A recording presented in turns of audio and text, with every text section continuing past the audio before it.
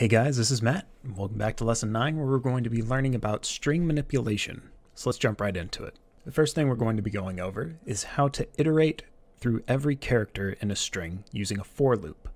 So first, let's make the string we're going to be iterating over, and we'll name it alphabet, and we're going to set it equal to ABCD. Now that we have our string, let's create a for loop to iterate over it. For int index equals 0. So we're starting at the beginning of the string, and while index is less than alphabet.length, which returns the length of the string, we're going to increment our index by 1. So now we have our for loop that increments from 0 to the length of our string.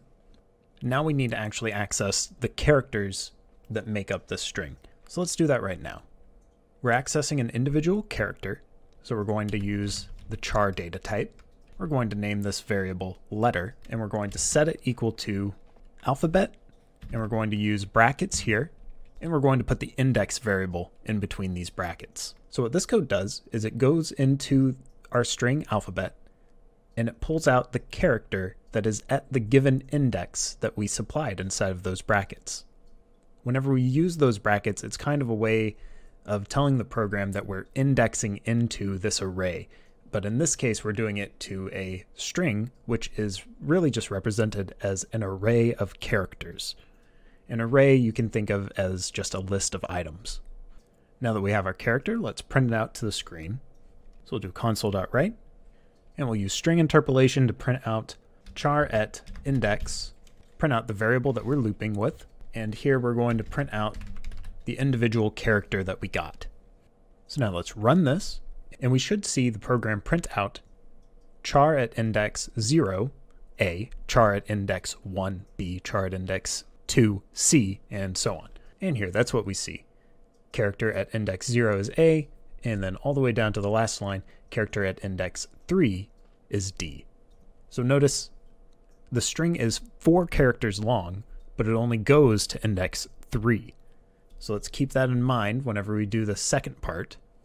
And what I want to do here is I want to create a new string that is the exact opposite of the string we have here, alphabet. So I'm going to empty out this for loop. And what I want to do is create another string right above it, and we'll set it equal to an empty string. Now inside of our for loop, we're going to create int index again, but this time we're going to set it equal to alphabet.length. But remember what I said earlier whenever we ran the program. The string is 4 characters long, and we only want to go to index 3. So we don't want to start at index 4 because that'll give us an error. We want to start at index 3, so we're going to do alphabet.length minus 1. And now while index is greater than or equal to 0, we're going to decrement our index by 1. Now let's get our character the same way we did before. Char letter equals alphabet index into it using our looping variable that we named index. So now we have our letter again, but this time it's the last letter of the string. Now what I want to do is add this letter to our reversed string because we're starting at the end and we're going to end up at the beginning. So let's take reverse and we're going to concatenate onto it, but we can actually use a shortcut. So we're going to set reverse equal to itself plus our letter. And this is going to push the last letter onto the string first, and then the second to last, all the way up until we get to the first letter of our string alphabet.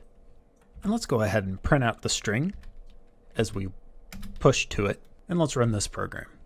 Here we see that the first time through the loop, we push D to our string, and then it goes DC, DCB, DCB, So by the end of our loop, we have the completely reversed string copied over into our reverse variable.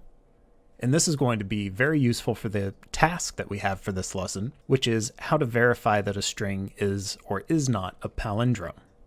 Well, let's close this. There's one more thing that I want to cover in this lesson, and that is how to compare a string and ignore the case of that string. So up until now, I've always just said the cases will always be the same. So whenever you compare the strings to each other, it doesn't matter if it's a capital T or a lowercase t, we're going to go ahead and ignore it and say that those are different. And if the user needs to type exit but uses a capital E instead of a lowercase e, then it's not going to exit. But let's go ahead and give the user a little bit of leeway and say case doesn't matter anymore. So let's say we're making a menu and we're going to use a do while loop for it. So let's create an empty do while. So do, we have our brackets, and then while in our condition, and end it with a semicolon. And outside of our do while, we're going to create the string user input, and inside of our do while is where we're actually going to use that input. So let's give a little prompt with a console.writeLine, and inside of it we're going to say type exit to quit. Now we need to get the input from the user, so we're going to say user input equals console.readLine. And now inside of our condition, what we're going to do is we're going to say while the string exit does not equal the user input, and here's where we're going to ignore the case. We'll put a dot. We'll see that we have the method toLower, and then we can hover over it, and it says returns a copy of this string converted to lowercase. So whatever the user inputs, we're going to convert it all into lowercase characters, and then we're going to test it to see if it is not equal to exit, which we have in all lowercase characters. So we know that the cases of these two strings are going to match. And as long as they don't enter the string exit, then we're going to continue with the loop. And if they do enter the string exit, we'll exit this loop, and we're going to write out to the user ending program. So let's run this, and let's see what our loop does. Type exit to quit. So first I'll type some garbage. So we're still typing exit. Well, now let's type exit, but let's give it some weird casing. And it says ending program. So it's perfect. Works just the way we wanted. That's it for lesson 9. So now let's get into the task. Make a program that takes a string from the user and displays if the string is or is not a palindrome. And just in case you forgot, a palindrome is a word, phrase, number, or sequence of numbers that reads the same backwards as forward. Spaces between words is allowed and must be dealt with by the program. Assume any other punctuation will not be entered by the user. And for example, that would be commas, question marks, periods, or exclamation marks. Any special characters like that won't be entered. And some example output is the user enters the string level with a capital L, and the program prints out level is a palindrome.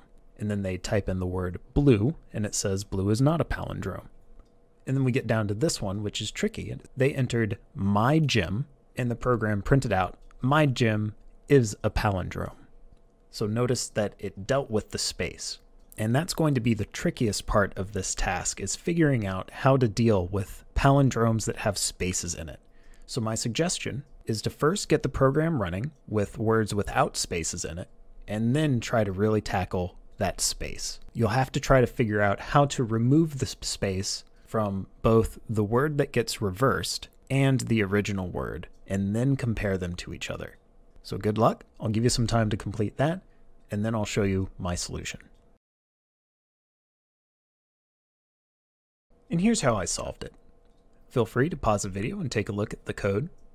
And if you have any questions, you can get in touch with me on our Discord server. Links are in the description below, or you can leave a comment.